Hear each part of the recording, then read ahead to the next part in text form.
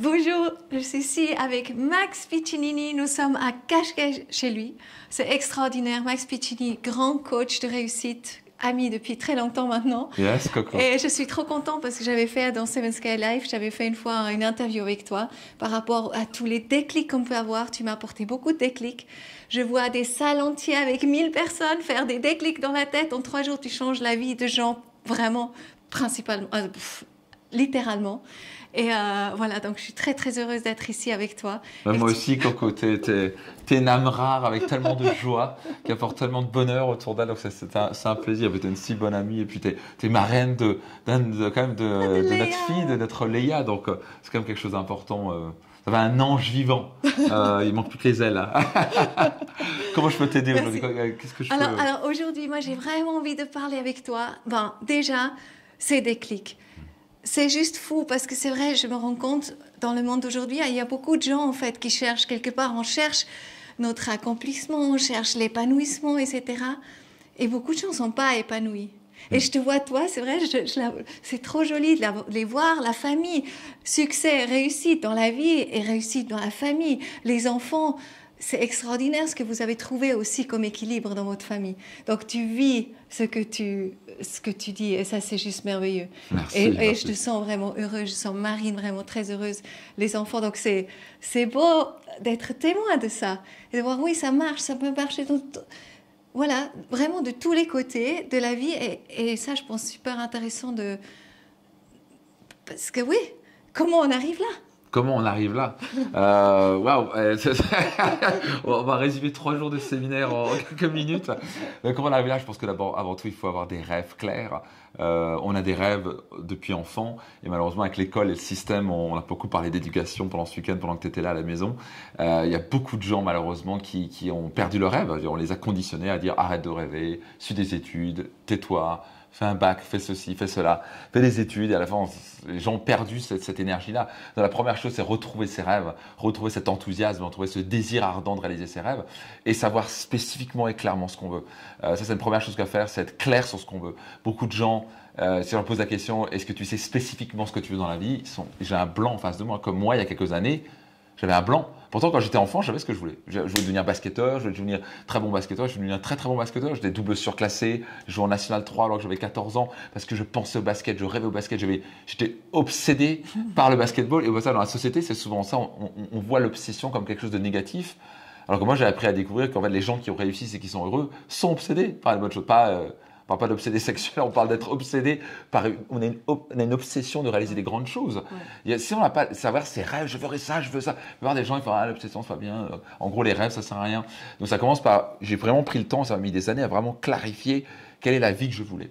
Parce que pour moi, c'était hors de question d'arriver avec beaucoup d'argent. Donc j'avais pas d'argent du tout. Donc un de mes premiers objectifs, c'était gagner beaucoup d'argent. Pourquoi? Parce que mes parents gagnaient vraiment, ils gagnaient 1000 € par mois, 4 enfants, c'était une catastrophe. On avait vraiment des problèmes financiers. Et donc pour moi, c'était une première étape, c'était de gagner beaucoup d'argent, parce que ça pouvait régler beaucoup de problèmes. Et ça les règle. Mais je pensais que c'était ça aussi la clé du bonheur. Et là, je me suis trompé aussi. Je me dis, c'est pas l'argent. Souvent, on appelle ça l'argent et le bonheur. Et on dit, oui, mais l'argent n'apporte pas le bonheur. Mais pourquoi tu compares des tomates et des oranges? Je veux dire, pourquoi tu ne peux pas avoir des tomates et des oranges? Les deux sont bons. Donc, le bonheur, c'est un jeu intérieur, c'est un jeu émotionnel. Le succès financier, ça permet, le jeu extérieur, de se permettre de voyager, de profiter, d'offrir le meilleur à sa famille. C'est génial. Donc d'un coup, j'ai commencé à gagner pas mal d'argent. Je me suis dit, ok, mais il me manque quelque chose. Et je commençais à vraiment reclarifier mes objectifs et mes rêves avec les séminaires que j'ai faits, les formations que j'ai faites. Maintenant, je les lis dans mes séminaires où j'aide les gens maintenant à eux aussi être clairs, à aussi avoir les clés du succès. Et d'un coup, je commençais à dire, ok, mais qu'est-ce que je veux, moi? Et d'un coup, je commençais à me dire, en fait, ben oui, certes, je veux gagner de l'argent parce que je veux pouvoir être libre, voyager quand je veux, où je veux, offrir le meilleur à ma famille, mais je veux avoir une femme avec une relation épanouie, je veux avoir des enfants avec qui j'ai du temps. Donc d'un coup, c'était hors de question d'avoir beaucoup d'argent sans temps. Il fallait que j'ai l'argent, le temps, la bonne santé, des magnifiques relations. Et d'un coup, je les ai commencé à les visualiser tous les jours. Donc une des choses que j'enseigne, c'est de programmer son esprit. Mais ça, c'est aussi un don. Être clair comme tu l'es. Je pense non pas que c'est un don, ça s'apprend. J'étais pas du tout clair. D'accord. C'est pas du tout un don. Moi, je crois pas du tout au don.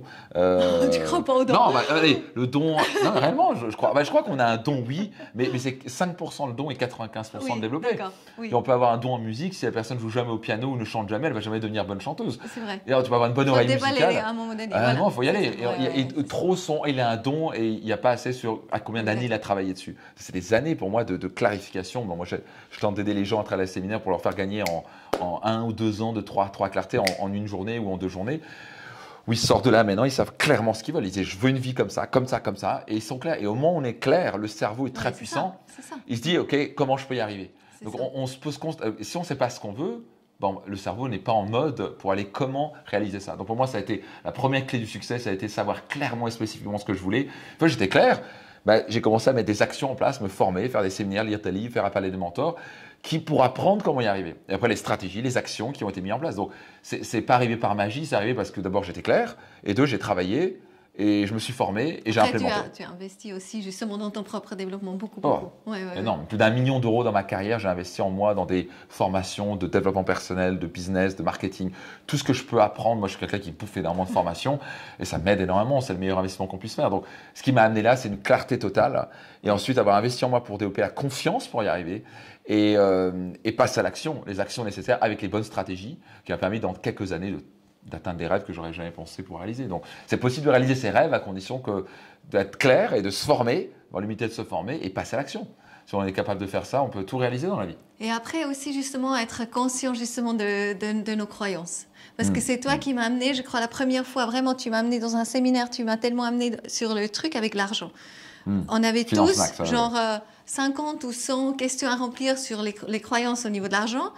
Et je notais, j'ai dit oui, ça c'était entre 0 et 10 points. Oui, ça c'est vrai. Après j'ai mis un 0, non, ça c'est pas vrai. Et après, du coup, pendant que j'écrivais, je regarde dans la salle et je me dis, mais non d'une pipe, tous ces gens autour de moi, ils écrivent autre chose. Exactement. Ils ont des croyances différentes. Et ça, c'est vraiment un déclic, quoi. Ouais. C'est ça. Ouais. Et tu veux dire, pourquoi tu poses ça? Pourquoi? Parce que les croyances nous forgent, c'est ça que tu veux? Oui, non, parce que c'est extrêmement important en fait, parce qu'on a tous une croyance, mais c'est absolument pas la vérité. C'est par rapport à notre éducation, par rapport à nos parents et par rapport à l'école qu'on a cru que c'est comme ça, mais souvent les choses sont autrement. Je dis souvent dans mon livre, il y a un grand, c'est entouré en gros, il y a écrit croyance égale réalité. Et pour moi, c'était quand j'ai compris ça la première fois, donc en fait, moi j'avais tendance à croire que ce que je vois est la vérité, mais en fait ce que je comprenais, j'ai découvert qu'en fait je validais l'extérieur par mon monde intérieur. Donc quand on croit des choses, on va les valider partout. Il suffit de voir, je prends un exemple toujours de politique, de gauche ou de droite.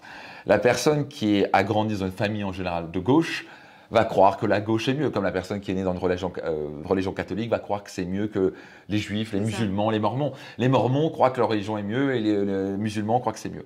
Mais si on va challenger un petit peu et on prend quelqu'un de gauche ou de droite, on va dire mais pourquoi tu crois que tu es de gauche et pourquoi c'est mieux? Oui, mais parce que les gars de droite, c'est des gars qui pensent qu'à leur gueule, qui pensent qu'au fric. Et puis les gars de droite vont se dire, ouais, mais ça, c'est des gens qui pensent à rien faire. Et en fait, quand on va chercher un petit peu, on fait, mais pourquoi tu crois ce que tu crois?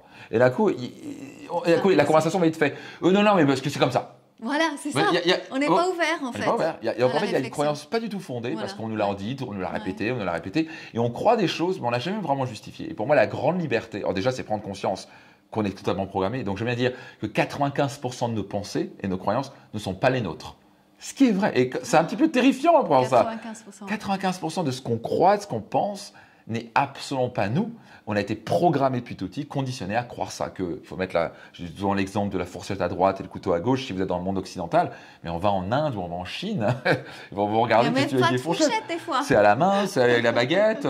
Et on va vous regarder avec des fourchettes. Et nous, on va trouver ça barbare de manger avec les mains. Alors que pourquoi ce serait barbare? C'est juste une différente manière.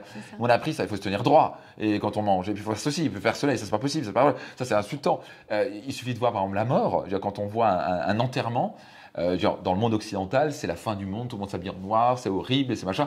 Est-ce que c'est bien ou pas? Je ne sais pas. Mais ce qui est intéressant, c'est de voir par exemple la Nouvelle-Orléans. Moi, j'étais à New Orleans quand j'avais 14 ans, c'était suite à la mort de mon père. Et eux, ils célèbrent.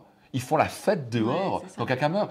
Et pourquoi ils font ça? Alors tu dis, mais ils sont tarés, c'est un manque de respect. Mais pas du tout. Ils disent, parce que les personnes disent, bah, quand je meurs, moi j'ai envie qu'on célèbre. Qu'on célèbre ma vie, pas qu'on soit là à morfondre. Et aussi la mort, quelque part, parce que c'est une continuité. Mais exactement. Donc en fait, il y a des gens qui s'habillent en blanc et qui célèbrent, et d'autres, pendant ce temps, c'est la fin du monde, on va à l'église, et puis on est là, bon Dieu a pleurniché pendant des années. Donc est-ce que c'est douloureux de perdre quelqu'un? Certes, mais est-ce qu'on a besoin d'en faire tout un micmac? Mais on a appris ça par la culture. Et donc le jour où je me dis, wow, la vraie liberté, c'est, je viens de donner l'exemple, c'est mettre son cerveau sur la table et se dire, ok, est-ce que ce que je crois m'aide à être heureux, épanoui et réaliser mes rêves ou pas? Numéro 2, est-ce que ce sont mes croyances? Est-ce que j'ai envie de continuer à croire?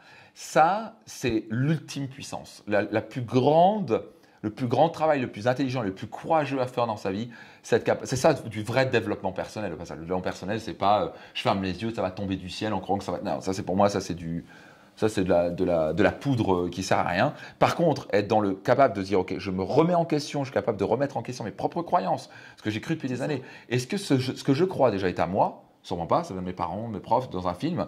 Est-ce que c'est vrai? Est-ce que c'est vrai? Oh là là, moi, des croyances que j'avais, c'est les riches sont des salauds. Pourquoi est-ce que ma mère était prof de religion catholique? Je l'ai entendu en long, en large. Et à un moment, je me dis, mais est-ce que vraiment tous les riches sont des salauds? Et là, encore, ça devient évident qu'on se dit, bah non, il y a quelques-uns qui sont des salauds, il y en a des gens qui sont merveilleux, comme il y a des pauvres qui sont des salauds. Donc, et là, on commence à se dire, attends, mais s'il y a une croyance fausse, pourquoi il n'y en aurait pas tout plein? Et là, j'ai fait un travail énorme, et c'est ce que j'invite tout le monde dans la vie. Décortiquer tes croyances à toi, ouais. Pour le restant de sa vie. Et ça prend, je crois que ça m'a mis vraiment, une dizaine d'années à vraiment transformer mes 95% de mes croyances. Et plus j'avance, j'ai entendu dernièrement sur Instagram, c'est un hindou avec une barbe, bref, il a dit un truc intéressant. Il a dit un jour, il a dit en fait, le jour où j'ai découvert que ce qu'on m'avait dit, une chose était fausse, et d'un coup j'ai commencé à rentrer dans le rabbit hole, donc le trou du. Et d'un coup j'ai découvert que, alors lui il a dit tout, mais presque tout pour moi, c'est tout ce que j'ai appris est faux. Et d'un coup, tu te rends compte, mais est-ce que vraiment l'école, vraiment le système éducatif traditionnel, il y a tout faux, il y a tout faux, il y a tout ce qu'il ne faut pas faire. Qu'est-ce qui se passe? Mais voilà, donc, qu'est-ce qui se passe dans une école? Mais on est conditionné à justement à ne surtout pas être créatif, à ne pas penser par soi-même, on n'apprend pas à être responsable, on suit bêtement des règles, donc on perd totalement notre notion d'entrepreneur, de réaliser ses rêves, de croire en soi. Il suffit de voir les enfants à 16 ans. Ouais. Je suis intervenu pour une association qui s'appelle Entrepreneur, 100 000 entrepreneurs. C'est extraordinaire, c'est un gars qui s'est dit, mais en fait, il y a tous ces millions d'enfants qui sont à l'école, ils n'ont jamais rencontré un entrepreneur dans leur vie si leurs parents ne sont pas entrepreneurs. Donc l'idée, c'est au moins donner la possibilité, une fois dans une vie, d'avoir un enfant à l'école qui peut rencontrer un entrepreneur et qu'un entrepreneur puisse dire, il existe autre chose que la voie toute tracée du salariat. Et on n'est pas contre, on n'est pas en train de dire c'est mieux, on est en train de dire ça existe, que c'est possible. Et c'était pendant la Covid en 2021 et je suis intervenu au passage dans le studio. Il y avait 3 classes. Je vois une classe de BTS, une classe de terminale, une classe de première. Et en plus, je les voyais derrière avec les masques. Je me disais, bon, les pauvres, bref. Et j'étais en train de me dire, et d'un coup, on parle de 150, peut-être pas 150, on parle de centaines de gamins. Et j'ai commencé en disant, bon, ici, qui a des rêves? Il y en a une qui a levé la main. Sur 100 personnes, une qui a... Et là, je me dis, alors, si ça, c'est pas une preuve que le système traditionnel est la pire chose qu'on puisse arriver, comment on peut arriver à un point où les enfants n'ont plus de rêves? C'est pas possible. Ne plus avoir de rêve, c'est plus vivre. Et donc pour moi, c'est une démonstration à quel point les gens ont la peur du jugement, se comparer, souligner en rouge tout ce qui va pas souligner en vert tout ce qui va. Et après, on est conditionné toujours à voir ce qui va mal chez nous et mal chez les autres. Donc on est fucked up, quoi. Et donc le gros travail, c'est de se dire, ok, est-ce que ce que j'ai appris est vrai? Et alors là, c'est pas facile parce que c'est capable de se dire, est-ce que le fait que je sois catho ou je suis pas protestant, est-ce que vraiment c'est fondé? C'est dur, pas facile, parce qu'il y a tout le monde autour de soi qui va dire, attends, on a tous nos amis. Est-ce que le fait que je sois de droite ou de gauche ou communiste ou pas trop quoi, est-ce que vraiment c'est fondé? Est-ce que c'est vraiment ce que je crois? Est-ce que c'est réel? Oh, il faut avoir du courage pour faire ça, parce que le cerveau aime bien la certitude. Pourquoi on a tendance à rester? Il a l'habitude et la certitude, il ne veut pas changer. Dans le cerveau reptilien, tout changement est une potentielle menace. Donc le cerveau reptilien, c'est avant tout... Je suis en sécurité. Je suis pas heureux. Là, il s'en fout du bonheur. Je ne change surtout rien dans ma vie. Voilà, parce que pour l'instant, il n'y a pas de lion qui m'a bouffé. Voilà. Je suis pas mort, j'ai de quoi manger, je reste là. Il n'y a pas à se dire, est-ce que je peux être heureux et comment? Ça, c'est une autre partie du cerveau. Ça. Et c'est ça que tu fais. Et j'aide les gens, en tout cas, d'aller là et un petit peu d'aller à l'encontre de ce cerveau reptilien qui va essayer de les garder dans ne bouge pas dans ta zone de confort. Franchement, tout le monde devrait expérimenter ça parce que moi, je suis à chaque fois tellement épatée. Et en plus, tu vas faire péter les gens sur scène direct. Je vais péter les gens sur scène. Non, je vais péter les croyances des gens sur scène peut-être. J'adore. Mais c'est ça. Je l'ai vu en live, même les couples, des croyances, c'est juste extraordinaire. Et Et de voir ce changement de tous ces gens qui sont là, qui viennent quelque part et puis ils se disent mais c'est qui ce mec-là et tout. Et puis au début on est tous un peu comme ça, moi je l'étais aussi. Hein. Normal, j'étais hyper méfiante, hyper méfiante au début, mais c'est qui ça et tout.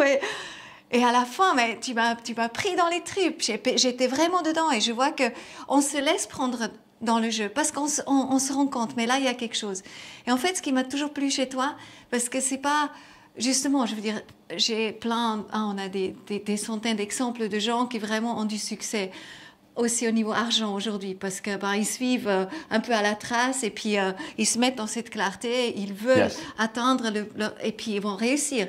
Mais ce que tu fais aussi, c'est que les gens qui sont justement, que ce soit des permaculteurs ou que ce soit des gens qui sont même des agriculteurs ou comme ça, mais ils viennent aussi en fait et ça change aussi chez eux.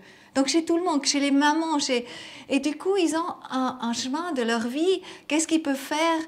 Ils peuvent devenir éducateurs, mais éducatrices du nouveau. Donc en fait, tu crées presque plein de nouveaux métiers parce que tu les amènes tellement à eux. C'est ça qui est génial. Et sur une salle de 1000 personnes, il y a quand même à la fin, il y a genre 2000, non, mais en plus c'est vraiment 2000, mais bon, c'est pas important. Ça, c'est pas important. À la fin, il y a 7 personnes qui peut-être mettent la main et qui disent, mais on n'a pas trouvé, autrement tout le monde a trouvé. Par rapport à sa raison d'être, oui, c'est ça. Absolument. Mais en tout cas, pour moi, j'ai tellement eu de... je me suis fait un cadeau énorme dès l'âge d'enfant. Et ça vient de la mort de mon père. J'ai perdu mon père à 14 ans. D'un coup, ça m'a ouvert les yeux sur... Wow, ça m'a mis un électrochoc et ça m'a immédiatement donné 20-30 ans de sagesse où d'un coup, je me suis dit, OK, la vie, elle peut partir comme ça, quoi. Là, j'ai compris, le temps est compté. La vie, elle est... Souvent, je dis souvent, les gens vivent... en croyant qu'ils sont immortels. Il y a comme une sorte de... Ils ne veulent pas regarder en face qu'ils sont morts. Le moins on regarde en face qu'on va mourir un jour, le plus on gâche sa vie. Donc ce que je veux dire par là, c'est qu'on a tendance à vivre comme des immortels alors qu'on est mortel. On va mourir. Et tant qu'on ne comprend pas ça, on n'apprécie pas la vie et on ne se remet pas en question. On est tellement emprisonné dans les gens, qu'est-ce qu'ils vont penser de moi? Non, c'est trop risqué, non, j'y vais pas, je lance pas ma boîte, oh là là, papa va pas être content, oh là là, je vais être critiqué sur les réseaux. Et d'un coup, le jour où on comprend, bordel, je vais mourir un jour, donc quitte à y aller, quitte à vivre, on va y aller. Max, on y va à fond. À fond. Et d'un coup, c'est oh mon Dieu, let's go quoi. Et d'un coup, est-ce que je vais continuer à m'emprisonner avec des croyances du style, qu'est-ce que les gens vont penser de moi? Est-ce que je me plante? Mais on s'en fout, vis ta vie quoi. La vie est trop courte quoi. Ouais. Être courageux aussi. Exactement. Super courageux. Je pense que le plus on a conscience, ça c'est un truc fondamental qu'on va mourir un jour. Le plus ça nous force à dire, OK, le plus on comprend que la vie est précieuse, le plus on la valorise, le plus on passe à l'action, le plus on n'a rien à foutre de ce que les gens pensent de nous. Voilà. Donc c'est un vrai travail. Maintenant, c'est facile d'en parler, mais c'est faire le travail. Et beaucoup de gens n'ont pas fait le travail. C'est plus facile d'appuyer sur un bouton, regarder Netflix, critiquer, juger, etc. C'est un courage énorme. C'est pour ça que j'honore tous les gens qui viennent à mes programmes et séminaires parce que je les applaudis, je les félicite parce que je me dis, vous avez fait un pas qu'une personne sur 1000 va le faire. Comme moi, je me suis félicité par la suite, je me dis, attends, je suis passé le pas de me remettre en question, d'aller faire appel à des coachs, passer à des séminaires, des formations, où j'ai appris parfois des choses incroyables, parfois des trucs n'importe quoi qui m'ont dévié, mais j'ai fait cet effort jusqu'à ce que j'ai trouvé ces clés qui m'ont permis d'ouvrir les portes au fur et à mesure de la liberté, et de la vraie liberté, pas seulement financière, mais la liberté de cœur, la liberté de relation, où je peux vraiment choisir. J'ai construit Max Piccinini, et quasi toutes mes croyances, c'est pas toutes mes croyances, ont été challengées, regardées, analysées, pris dans tous les sens en disant est-ce que c'est vraiment ça que je veux continuer à faire? Et donc j'ai construit mes propres croyances, ce qui m'a permis de construire ma propre vie. Et donc j'ai la vie que je veux parce que j'ai construit exactement la vie que je voulais. Donc je me considère comme quelqu'un d'extrêmement libre, extrêmement heureux, parce que j'ai appris à en avoir plus rien à foutre de ce que les gens pensent de moi et à construire ma vie selon mes propres termes. Et comme je te disais, pour moi, ça c'est la vraie définition du succès. Le vrai succès, c'est une définition de Christopher Morley, c'est de réaliser sa vie selon ses propres termes. Et c'est vrai que chacun a sa définition du succès. Certains, c'est comme tu l'as dit, devenir agriculteur. Wow, génial! C'est ça ton rêve, c'est vraiment ça dans ton cœur. Pas parce que papa a pensé ou que c'est ça dans ton cœur. Let's go! Comment on peut t'aider à ça? Tu sais, toi, certains, c'est le rêve, je sais pas quoi, d'habiter en Afrique et construire des trucs pour les enfants et dans l'humanitaire. Mais c'est fabuleux. Tout ça, ça sort. Hein. Et ça va venir du cœur. En fait, voilà. Ça ne va pas venir de la tête et des amis. Parce que beaucoup vont dire, ouais, je vais faire l'humanitaire. Mais ça va choquer ce que je veux dire. Mais beaucoup de gens qui font dans l'humanitaire sont des gros égoïstes. Alors quand je dis ça, comment ça Mais parce que la première chose quand ils reviennent, c'est ils parlent de moi j'ai fait ça, moi j'y suis à l'humanitaire, regarde mes photos. Et ils font ça une semaine. Ouais, tu fais, mais si tu as vraiment ça à cœur, tu y vas régulièrement, tu crées des choses, tu vas lever des fonds, tu vas gagner de l'argent, tu vas aider ces enfants. Tu ne peux pas juste dire j'ai fait un truc humanitaire et pour être bien vu. Donc souvent les gens le font par besoin de reconnaissance, donc c'est par égoïsme. Donc ils font un acte, on va dire altruiste, mais en fait ils sont réellement égoïstes. Quelqu'un qui a vraiment un cœur d'aider les gens, il n'a pas besoin de montrer à tout le monde qu'il était en Afrique avec les enfants en Afrique. Il peut juste dire j'ai aidé tant et tant et puis je m'en fous. Il faut qu'on aide ces gens-là. Il est en mode action, il est en mode mission, il est en mode contribution, il n'est pas en mode moi et vu. Et ça, c'est encore un boulot. Travailler. Manque de conscience aussi. Quelque Clairement, part. Clairement, tout vient de manque de conscience. De toute façon, à la fin, c'est changer sa vie, c'est élever son niveau de conscience. C'est prendre conscience qu'on a des croyances. La plupart des gens n'ont pas conscience qu'ils ont des croyances limitantes. Ils ne savent pas ce que c'est des croyances limitantes. C'est quoi? C'est quoi? Pensée limitante, c'est quoi? Ça veut dire que tu as des trucs qui te limitent dans ta vie, des trucs qui te bloquent, des trucs qui t'empêchent d'être heureux, épanoui et réussir. Ah bon? Ça vient d'où? Ça vient du conditionnement. On n'apprend pas à l'école, par exemple, la psychologie. La vraie psychologie, il y a des top psychologues, mais aussi des psychologues qui vont dire ça c'est pervers narcissique, ça c'est l'autre, ça c'est l'enfant zèbre et machin. Ils mettent juste des étiquettes à tout le monde et ça n'aide absolument personne. Donc on parle ici d'aider les gens, de se comprendre. Comment je fonctionne, comment mon cerveau marche. La neuroscience, tout le monde devrait avoir un cours de neurosciences. Nos enfants vont avoir un cours de neurosciences très, très rapide pour comprendre leur cerveau, comprendre qu'il y a un cerveau reptilien, il y a un cerveau mammifère, il y a un cortex. Chacun a une fonction. Quel est le message qu'il reçoit? Pour se comprendre, est-ce que ça, c'est vraiment une pensée qui est bonne pour moi? Est-ce que ça, c'est une croyance qui m'aide ou qui me détruit? Est-ce que le fait de mettre en colère, pourquoi je me mets en colère? Pourquoi je fume? Pourquoi je bois? Ça, c'est des questions que je vais challenger. Pourquoi on fume? Pas parce qu'on est nul ou un manque de discipline, mais parce qu'on compte des besoins. Pourquoi on compte des besoins? Parce qu'il y a un manque dans notre vie. Parce qu'on cherche à connecter, on cherche à se sentir important. Donc, tant qu'on n'a pas challengé ça, on ne peut pas changer notre vie. Et je tente, à travers mes programmes et séminaires, d'aider, en gros, de gagner 20 ans, 30 ans de psychologie, à se comprendre de manière très simple et surtout amener des outils très simples et très rapides pour passer à l'action et changer. Et ça, c'est vraiment la chose dont je suis le plus fier. Alors, la première chose dont je suis le plus fier, c'est même pas mon succès financier, même si je peux être très fier, mais c'est le succès avant tout d'être heureux en famille, de pouvoir avoir non seulement avoir un succès financier important, un succès professionnel, mais avoir du temps avec mes enfants. Chaque week-end, je suis avec eux, chaque soir, je suis avec eux, sauf les jours des séminaires, lorsque je délivre un webinaire. Être heureux en famille, être heureux avec mes enfants, ça, c'est le plus grand truc. Et vraiment, la deuxième chose après, c'est clairement l'impact qui a été généré et les milliers de personnes qui ont transformé leur vie. Des gens qui ont perdu 20 kilos, des gens qui ont multiplié par 10 leur revenu, des gens qui sont enfin heureux, épanouis. Donc c'est possible de changer. Arrête de fumer, boire, manger de la viande. Et encore une fois, c'est pas moi qui impose, c'est très important. Ils changent parce qu'ils décident de changer, pas parce que je leur dis c'est comme ça. Parce que les gens vont me voir sur scène devant 2000 personnes, ils disent ça c'est le gourou, machin. Mais moi je suis là l'opposé du gourou. Je leur dis vous faites ce que vous voulez. Moi je suis pas en train de vous dire ce qui doit. Moi je suis en train de leur dire voici les principes de réussite, voici pourquoi je l'ai fait. Testez pour vous-même et vous voyez. Mais quelqu'un qui me dit moi je continue à fumer, je fais ok. Tu veux brûler la gueule à la tequila? Ok, moi je suis pas là pour juger les gens. Donc c'est très important. Et je pense que c'est ça aussi le secret. Qu'est-ce qui fait qu'il y a tellement de gens qui changent leur vie à travers un programme et séminaire, c'est que je respecte leur libre arbitre. Je leur dis vraiment, vous faites ce que vous voulez. Je les rends responsables. Je les ramène aux 100% responsables. Je les ramène devant leur miroir en disant, regarde-toi, mais là un petit moment, est-ce que tu es fier de ce que tu vois? Est-ce que c'est la vie que tu veux?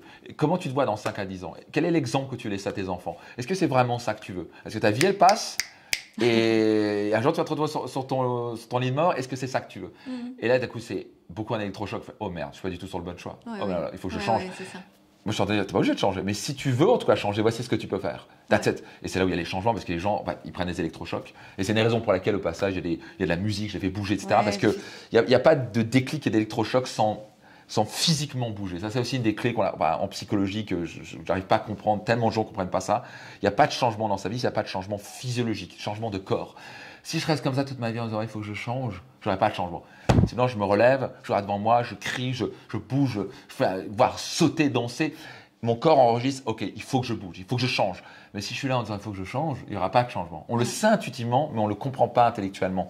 Et le moment où on comprend consciemment que c'est une prise de conscience, bon, là, ce que je viens de donner, c'est pour changer sa vie, il doit y avoir un changement physiologique. Physiologique, ce n'est pas le visage, c'est utiliser le corps. D'où crier, sauter, à m'en dire bordel, il faut que je change ma vie, let's go. Là, on va avoir un changement. Mais la personne fait ouais, il faut que j'arrête de fumer. Il va jamais arrêter de fumer. Il doit changer les choses. Donc, ça, c'est les choses que je tente d'aider les gens à travers des clés tellement puissantes, tellement simples, qui peuvent créer des changements très rapides et durables. Et c'est possible. Donc, pour les gens qui écoutent ça, vous pouvez changer votre vie très rapidement. En fait, c'est ça qui est incroyable. Si vous commencez à changer vos croyances, vous êtes prêt à dépasser votre peur et faire le travail nécessaire, vous pouvez changer vos résultats très, très rapidement. Il vient l'image, tu vois, c'est quelque part, tu nous amènes justement d'un fleuve qui est un petit peu comme ça, bah, tu nous amènes dans quelque chose vraiment beaucoup plus clair. Hein, et de là, peut après de nouveau naître quelque chose, en fait, mais qui est beaucoup plus toi, qu'en fait, là, on perd un peu. C'est une bonne image, j'aime bien l'image. Ouais. Là, on est en train de partir dans tous les sens et on sait même pas. La plupart des gens, la première chose, c'est qu'est-ce que je veux réellement? Si j'en avais plus rien à foutre de ce que les gens pensaient de moi, excusez-moi l'expression, mais c'est pas mal d'être un peu franc, qu'est-ce que je veux réellement? Est-ce que j'ai vraiment conscience que la vie est très courte? Est-ce que j'ai vraiment conscience que je vais mourir très rapidement? Sur la période du temps, très rapidement, ça peut être 20, 30, 40, 50 ans. Sur l'état du temps, c'est un grain de sable, il ne faut pas l'oublier. Il y a les dinosaures, c'était il y a je ne sais pas combien de millions d'années, 3 millions, 30 millions, je ne sais plus, mais c'était il y a longtemps. Ça a longtemps et dans l'univers, notre vie, c'est un souffle. Et est-ce que j'ai conscience de ça? Est-ce que j'ai conscience que je suis un exemple pour mes enfants? Un bon ou un mauvais exemple? Est-ce que j'ai conscience de ce que je mange, ce que je fais ou ce que je dis, ou quand je me mets en colère à quel point ça crée des dégâts dans mes relations? À quel point est-ce que j'ai conscience que mon stress est en train de tuer ma vie? Est-ce que j'ai conscience de ça? Tant que je n'ai pas conscience, donc à un moment, recentrer, exactement, se reprendre un point. Et souvent je dis, c'est quand la dernière fois que vous avez pris 3 jours pour vous-même à faire le point sur vous-même? Faire un point. Tout seul peut-être. Tout seul. Ouais, se dire, ok, là je vais être pour moi. Et je vais chercher à devenir une meilleure version de moi-même. Il y a le plus grand cadeau qu'on puisse offrir au monde et à ses enfants, c'est de devenir une meilleure version de soi-même. Et souvent, on ne prend pas le temps. Le plus proche, aligné de soi, en fait. On ne prend pas le temps. On est là pour le temps, pour le boulot, pour le patron, pour, je sais pas quoi, pour ses salariés, le boulot avec les enfants. Mais on ne prend pas le temps de prendre de la hauteur. Et prendre de la hauteur, c'est le truc le plus intelligent à soi. C'est de dire, ok, je vais me remettre en question, je vais prendre de la hauteur, sans me juger, sans me dire je suis nul ou pas. Ok, j'en suis où? Est-ce que c'est la vie que je veux? Est-ce que c'est la bonne direction? Et on a toujours quelque chose à changer, à améliorer.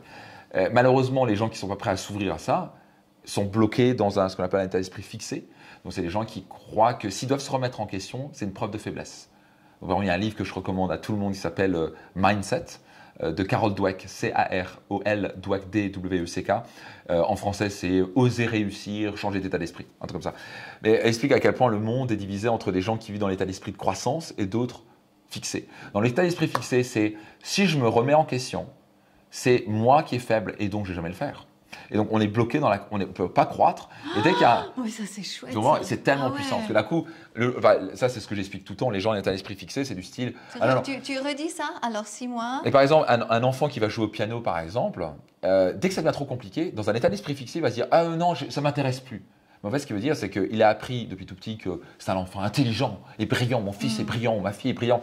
Et donc, il a appris que maintenant, si d'un coup, tu acceptes que tu fais des fautes et ça va être trop compliqué, tu n'es plus si brillant que ça d'un coup. Donc, c'est l'ego. D'un coup, je vais faire ouais, ça ne m'intéresse plus.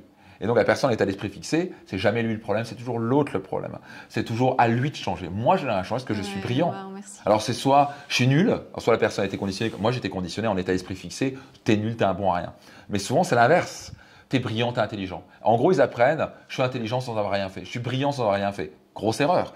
Donc ça, c'est une erreur énorme que j'aurais fait avec mes enfants. Parce que moi, je serais allé à l'opposé de mon éducation, où j'aurais dit plutôt à mes enfants, t'es brillant, t'es un champion.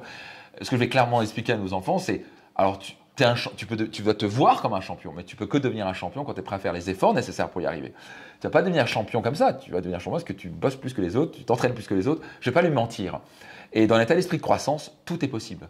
Quand d'un coup, j'arrive pas à quelque chose, je fais ah, ok, ça me challenge. Et on voit les enfants qui vont bloquer, ils vont dire ah, allez, je vais persévérer, je vais y arriver. Et d'un coup, wow, mais on les voit en quelques mois, d'où quand je reviens au talent ou au don, quelqu'un qui a un don de la musique, peut-être qu'il est meilleur, il va pratiquer 1 heure et il va pratiquer, l'autre il va faire que 2 heures pour rattraper. Mais c'est là que lui pratique 1 heure et l'autre fait 4 heures. Il va lui botter les fesses. Donc, et souvent les gens sont bloqués dans. Moi, je pas besoin de me remettre en question. Nombre de fois que j'ai entendu ça. Ah, c'est pas pour moi. C'est bien ces trucs-là de coaching et de long personnel. Oui, mais pas pour moi. Mais avant de venir chez toi, je pense qu'on est presque tous un peu comme ça. Mais absolument. Moi, j'étais le premier fermé. Moi, j'étais le premier dans un séminaire américain. J'étais comme ça. C'était à New York. Je me suis mis comme ça derrière. Je ne sauterais pas. En plus, ils sautaient comme des malades. Moi, je ne vais pas sauter. C'est quoi? C'est taré américain, machin. Tu sais, au bout d'une demi-heure, je me suis dit, c'est moi qui est con. C'est moi qui suis con. Je suis en train de me dire, mais attends, je suis tellement bloqué par leur peur du jugement. Mais au moins, ils sont libres, ils s'éclatent. Moi, je suis là, j'ai peur de. Je suis en train de m'inquiéter de gens qui, de toute façon, ne vont pas me regarder, je suis au fond de la salle, et de potentiellement être ridicule. Je me dis, mais en fait, t'es bloqué dans ta tête. T'as vraiment un jeton dans la tête, Max. Et j'étais après une demi-heure, c'est moi qui commençais à tout doucement. Et moi, 2 heures, j'étais là à fond sur la chaise. Et je me suis dit, mais en fait, et ça faisait tellement du bien. Je me suis dit, mais en fait, c'est génial d'être libre. On n'a plus rien à foutre. Je me dis, mais en fait, c'est pas grave, quoi. Et c'est tellement con. Parce que j'explique, c'est pour ça que j'ai fait bouger aussi. Parce que je leur dis, mais c'est OK. Si vous êtes bloqué à un point, vous n'êtes pas prêt à bouger et sauter, c'est que t'as vraiment un jeton dans la tête. Et c'est pas de ta faute, c'est ton conditionnement. Ouh là là, qu'est-ce que les gens pensaient de toi? Mais qu'est-ce que les gens pensaient de toi? On s'en fout. Au début, tu dois voir dans la salle, tu vas dire plein de gens qui ne bougent pas. Et Je vois tout de suite les gens qui sont venus à un séminaire ou pas. On voit tout de suite les gens. Alors, les gens qui ont déjà fait un séminaire, ils sont à fond tout de suite. Et alors, on parle de médecins, d'avocats. Moi, j'attire des gens très level. Mais je vois souvent avocats, médecins, je suis entre eux qui rentrent là-dedans, je ne bougerai pas. Et je me dis, ça, je comprends exactement pareil. J'étais pareil que vous. Et en fait, le respect, parce que j'étais con. C'était moi le con. J'étais bloqué, j'étais mon stress. J'étais tellement dans ma prison de qu'est-ce que les gens pensent de moi. Et ça nous tue. Et le jour où on est capable de dire, c'est quoi en fait, mais pourquoi j'ai peur de ça? Si on peut. Toi, tu es un parfait exemple d'avoir toujours gardé ton âme d'enfant. Je t'ai vu interagir avec les enfants, c'est juste merveilleux, tu es un ange. Tu n'as pas perdu ton âme d'enfant, c'est pour ça que tu es tellement rayonnante et heureuse. Quand on perd son âme d'enfant, c'est qu'on est tellement paralysé dans la peur. Qu'est-ce que les gens vont penser de moi? Mais qu'est-ce qu'on s'en fout? Et au passage, une bonne chose pour vous aider, les gens ne pensent pas à vous. C'est un bon truc à savoir. Parce que les gens se disent souvent, qu'est-ce que les gens vont penser de moi? C'est inconscient. Mais j'aime dire, les gens ne pensent pas à toi. Ils pensent à qui, les gens? Ils pensent à eux. La plupart des gens sont des grands égoïstes qui pensent qu'à leur gueule. Et s'ils pensent à vous, ils ne pensent pas à vous, ils pensent à vous comme un miroir. Donc, je veux dire, nous sommes rien d'autre qu'un miroir pour les autres. Quelqu'un qui nous critique ne va que voir son miroir. Donc, quelqu'un qui dit, ouais, lui, il est trop ceci. Ce qu'il voit, c'est que lui, il est trop ceci ou il n'est pas assez cela. Donc, quand quelqu'un me critique, j'ai juste envie de dire miroir. Ça n'a rien à voir avec moi. Donc, une bonne critique constructive, j'ouvre et je fais génial. Mais quelqu'un va me dire, ouais, machin. Et c'est bien sûr les gens qui n'ont jamais fait de séminaire avec moi. Ouais, ça, c'est le truc à l'américaine. Donc, ça veut dire quoi? Déjà, c'est pas américaine, ce sont à Paris ou à Genève qu'on fait les séminaires. Bah, déjà, de quoi tu parles? Mais c'est intéressant comme les gens peuvent juger un truc qu'ils n'ont jamais vu. Tu vois, donc ça, c'est une croyance. Les Américains sont comme ça. Les Suisses, ils sont comme ça. Mais de quoi tu parles? T'as vécu en Suisse? T'as vécu aux États-Unis? Tu connais 350 millions d'Américains? Les Américains, ils sont gros. Tous les Américains sont gros. Moi, j'ai plein d'amis américains, ils sont fins et ils sont fit. Mais ça, c'est les croyances limitantes. Donc, ouais, les Français sont comme ça, les Italiens sont comme ça. Ouais, les gens aux Émirats Arabes Unis, à Dubaï, ils sont comme ça. Mais de quoi tu parles? T'es déjà allé à Dubaï? Non. Mais j'ai entendu, t'as entendu, d'accord, t'as entendu. Et les gens croient parce qu'ils ont entendu. Mais est-ce que tu as vérifié? Ça, c'est vraiment un travail d'aller plus loin. Ça nécessite de l'effort, ça nécessite d'aller un peu plus loin que juste un truc débile de on m'a dit de. On m'a dit de. Mais le nombre de croyances à la con et de limites qu'on a, de préjugés qu'on a dans sa vie, dans sa propre vie sur les autres, et c'est ce qui nous bloque, c'est ce qui nous limite. Donc, il faut un courage pour dire est-ce que ce que je suis en train de penser et croire est vrai? Et ça nécessite d'être ouvert dans un état d'esprit de croissance pour se dire, OK, je vais être curieux, je vais venir à un séminaire, je vais faire une formation, je vais faire un quoi, et je vais voir au moins. Au moins, je pourrais prendre ma décision, au moins, je pourrais vous dire si c'est bien ou pas. C'est intéressant, les gens qui au moins passent le pas à la porte, 100% de gens sortent de là en disant, ça a changé ma vie. Je crois que j'ai entendu 1000 fois des gens venir à parce que j'ai un événement VIP le samedi soir, autour d'Agné, c'était qui? C'était le champion du monde je vais intervenir le champion du monde de rugby, le plus grand buteur de rugby du 15e de France. Incroyable comme gars, super sympa, hyper humble. Et les gens n'arrêtaient pas de me dire, souvent les maris, parce que souvent les hommes ne voulaient pas rentrer, c'est la femme qui les dit, moi je viens, tu viens avec moi. Et je dis, mais qu'est-ce que j'étais con, je voulais pas rentrer. J'ai critiqué ma femme pendant des années, je lui dis, ouais, t'es tombé dans une secte, t'es un gourou, machin.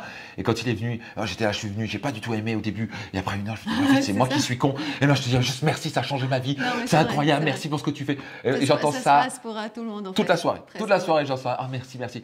Donc, et c'est pas moi qu'il faut remercier, c'est surtout eux qu'il faut remercier d'avoir le courage, de venir et de se dire, ok, et de remettre en question, en fait, un peu toutes notre croyances. Rentrons en état d'esprit de croissance. Soyons prêts à s'ouvrir et voir, est-ce qu'il y a quelque chose que je peux améliorer? Commencer à voir notre beauté aussi. Quand les gens me disent, moi, j'ai pas besoin de ça, je fais, ah bon, t'as pas besoin de ça. Donc, ta vie, elle a 10 sur 10 partout. Voilà. T'es parfait, t'es heureux. Et souvent, c'est les gens qui font, oui, non, pas vraiment. Donc, t'as quelque chose à améliorer peut-être. Donc, viens voir, peut-être que t'as quelque chose à apprendre. Au moment, quand on est bloqué, on est tellement fermé qu'on n'est pas prêt à apprendre, là, on a un vrai problème. Là, on est en prison.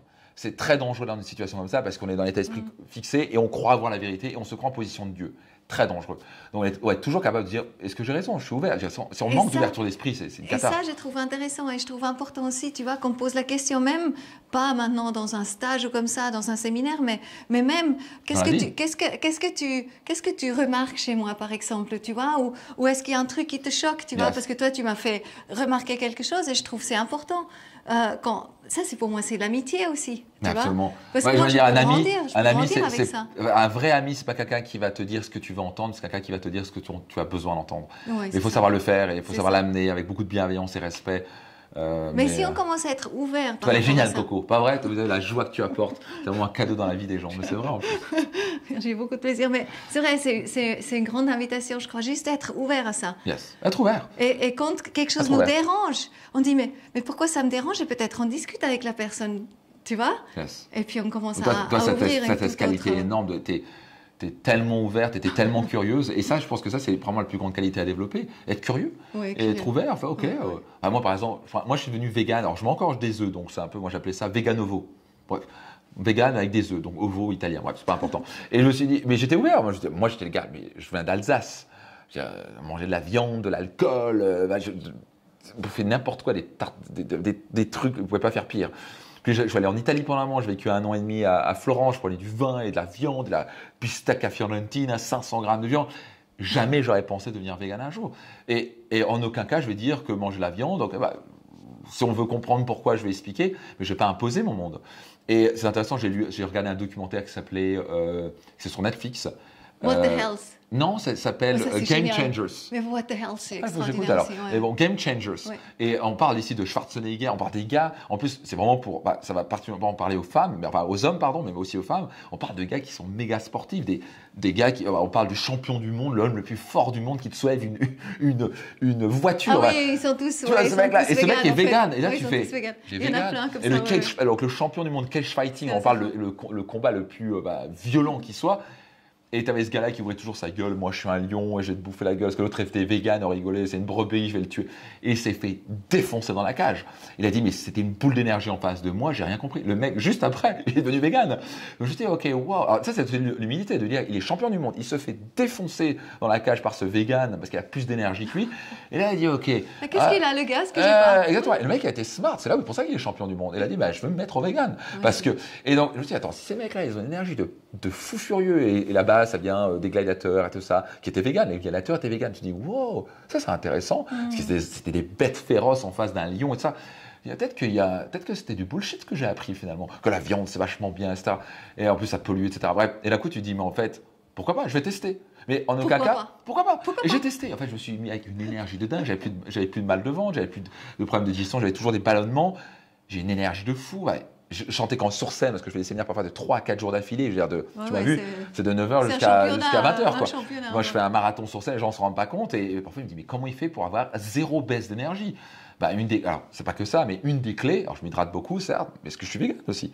Et je suis surtout animé par une mission. Mais parce que si j'étais pas vegan, mais je me rappelle quand je mange encore de la viande, j'avais des baisses d'énergie vers 14h. C'était très dur de redémarrer. Donc, il fallait s'ouvrir. Maintenant, j'ai plus d'énergie, je me sens mieux. Est-ce que je prendrai la viande un jour? Je sais pas, je crois pas. Mais au moins, je suis ouvert. Et donc, ça a changé ma vie. Donc maintenant, je peux en parler. Mais si j'étais pas ouvert, j'étais comme ça, non, les végans sont comme ça. J'aurais jamais changé ma vie. Mais les gens sont comme ça. Donc ça, il y a rien de. La chose qui va vous bloquer, c'est votre fermeture d'esprit. Il n'y a rien qui va plus vous bloquer qu'être fermé. Au moins être ouvert, au moins être curieux. Et après, vous faites ce que vous voulez. Donc moi, ce que j'aime bien dans les séminaires, c'est, écoutez, testez, jouez, participez pleinement. Et si vous voulez toujours revenir à l'ancienne version de vous-même, vous pouvez toujours. donc, c'est facile parce que vous la connaissez. Les gens font, ah ouais, c'est pas con. Donc, let's go, on teste, tu vois. Et puis, à coup, je me dis, ah ouais, mais je teste que ce que je pensais était complètement stupide. Les gens se rendent compte à quel point il y a des limites et des blocages. Mais encore une fois, c'est pas de la faute de ces gens-là, c'est pas de votre faute, c'est que vous avez été conditionné comme ça. Ouais, Est-ce que vous avez appris que c'est comme ça la vie? On a été conditionnés. La vraie liberté. On est tous dans un tas quelque part. Hein. On est tous été conditionnés à un moment donné. Et puis il s'agit maintenant que la liberté, c'est se remettre en question. Et qu'on pète tout ça. Voilà, la vraie liberté, c'est choisir ses croyances, choisir ses pensées, de tout changer. En tout cas, merci. Et puis j'espère que ça a inspiré. Et puis continue à suivre Coco, elle est juste merveilleuse. Merci. Merci à toi. Oui. Et puis aussi, j'ai rendez-vous avec la joie aussi ma formation. Yes, absolument. On va vous l'apprendre la joie. 40 jours comme ça. Ça va être joyeux dans un monde où tout le monde est en stress et panique. Il n'y a jamais autant de suicides et de trucs. Allez voir Coco, c'est absolument ce que tu fais. Merci Max. Avec plaisir. Merci pour tout.